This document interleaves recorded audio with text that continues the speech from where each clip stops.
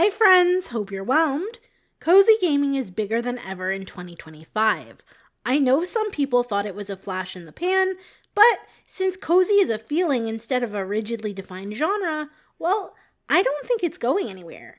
If you're new to the space though, all those options can be overwhelming.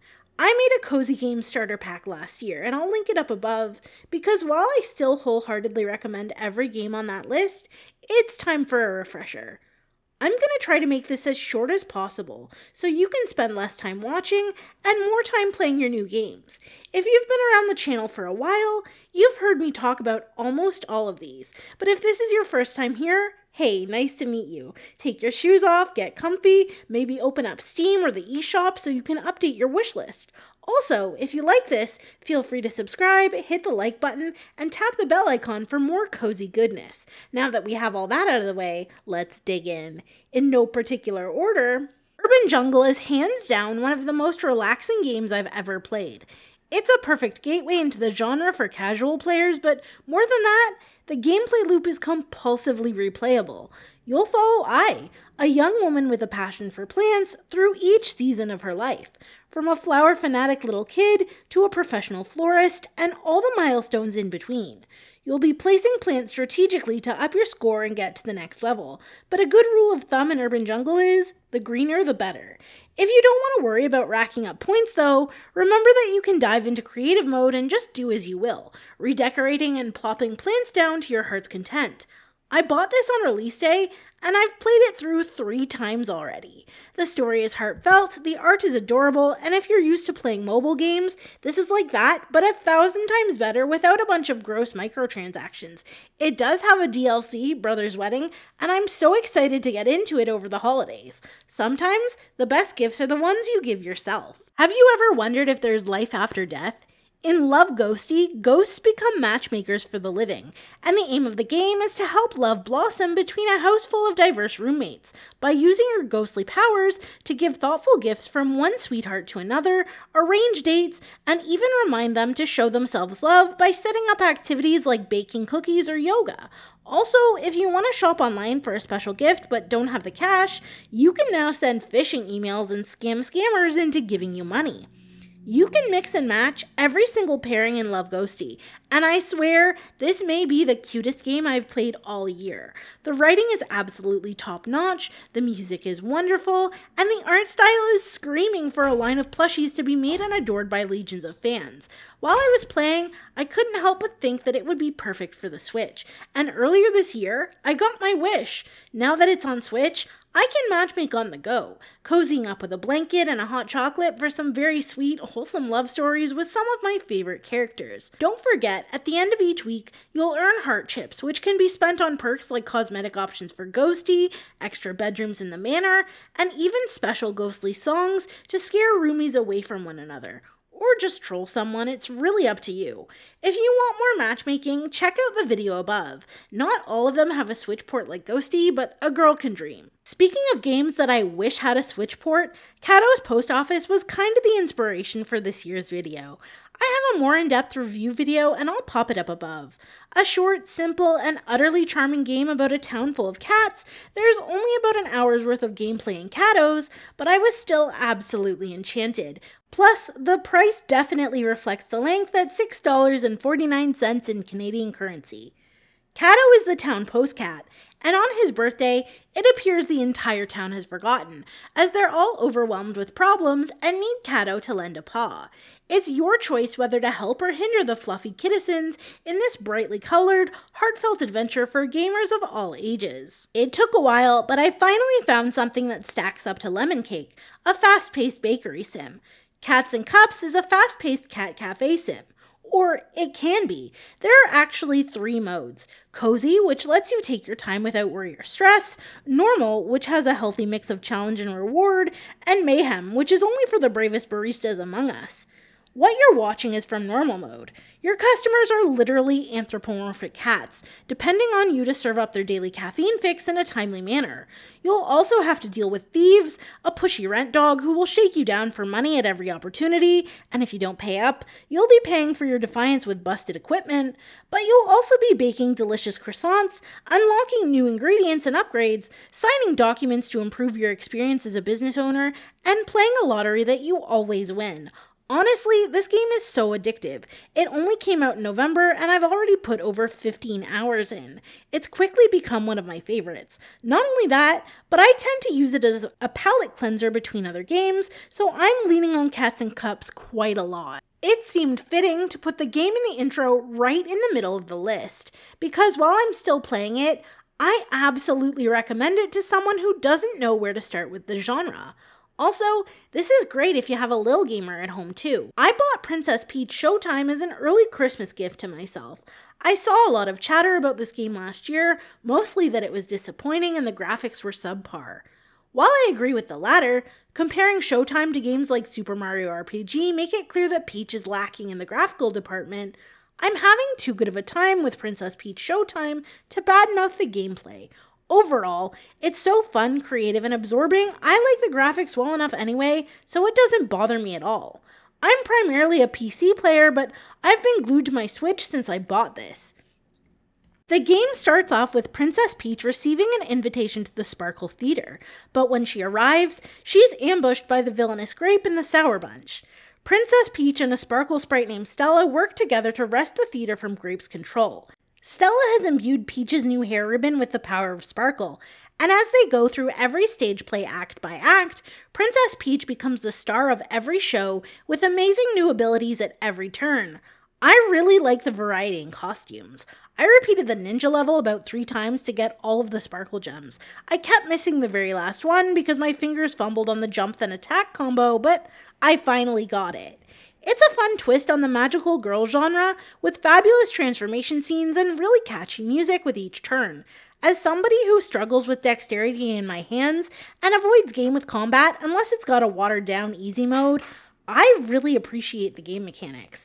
I understand where hardcore Nintendo fans would have wanted more of a challenge, but as a primarily cozy player with those limitations, Showtime showed up for me in the best possible way. It's honestly just been a lot of fun collecting all the Sparkle gems and dress ribbons, and it really engages my imagination like I'm a kid again. I will say, if you're like me and you struggle with dexterity and reflexes, I actually found it much simpler to play Showtime in handheld mode. And though I don't currently own a Pro controller, I'm willing to bet that that's actually the best way to play. My love for you is Evermore is definitely for the hopeless romantics watching this. I also wanted to include something for mobile players, so it's a win-win. Developed by 2 best friends who love romance and anime, My Love for You is Evermore sees you as a young professional at Evermore Consulting, one of Japan's biggest PR firms. You'll have your pick of 5 different love interests, and each one has fully voiced video chats, multiple endings, and bonus content to enjoy. I'm actually playing through this right now on the channel and loving it. We randomized our way through and ended up on the idol route, so if that sounds like something you might like, or you want to check out more about the game before purchasing on mobile or Steam, I'll link it here. Also, it's worth noting that Steam is more expensive up front, but you won't have to purchase anything else to enjoy the game in its entirety, where mobile players will have to pay for each route.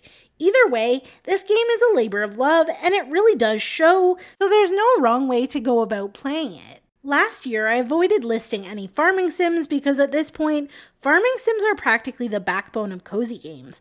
There are thousands of them, many made by wonderful indie devs, and it would be an absolutely Herculean feat to try and parse through every single one. Plus, for me personally, farming sims are hit or miss. I'm really picky with them. But this year, I decided to branch outside of my comfort zone with Ova Magica.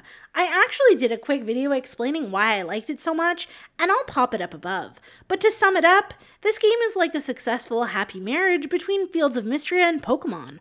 Only instead of battling monsters, you'll be battling, breeding, and caring for these creatures called blobs that follow you around with gusto. It's also in early access, and while I know a lot of people avoid it for that reason, Ova Magica has actually had one of the best early access cycles I've played through. Not that I was there for the whole thing, having only discovered this gem in May of this year, but so far it's been smooth sailing. And as someone who is, at best, neutral on both farming sims and creature collectors, I love this game, and I've recommended it to every cozy player in my life. Plus, when the game officially releases, it's rolling out on Switch as well. This is one of those rare cases where I'll be buying the game twice, so I can carry it around with me wherever I go. This next game won't be everyone's cup of tea, but I was really surprised by the fact that Sips and Sonnets, a visual novel about a retired journalist who runs a tea shop, seemed to fly right under the radar. It was released in September, but I haven't really heard anyone talk about it. Sips and Sonnets follows Miss Meadows as she eagerly waits for her best friend Esme to come visit her. Along the way, you'll serve unforgettable customers and help Miss Meadows grapple with the realities of aging. I will say, this was a bit of an emotional, bittersweet experience, and I recommend checking content warnings. One of my best friends in real life is a mid-60s retiree, so I was really affected by Sips and Sonnets. In fact, I played it 3 times. But if you're in the right headspace to handle it, it represents some of the best qualities of the cozy genre as a whole. Warm, inviting, educational, and entirely human.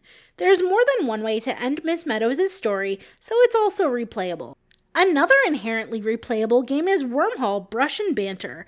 I honestly don't know how this isn't at least in the top 10 of brand new cozy games this year, because if you've ever wanted to be a sarcastic goblin, cleaning magical artifacts that may or may not try to divorce you from this plane of existence, Wyrmhall lets you live out that fantasy for a week. It's short enough that you can easily play through it in a couple of sittings, or one if that's more your speed, and the quirky customers, keen sense of humor, multiple endings, and relaxed gameplay make it something everyone of all ages can enjoy. The last cozy game I want to talk about is Ranch of Rivershine.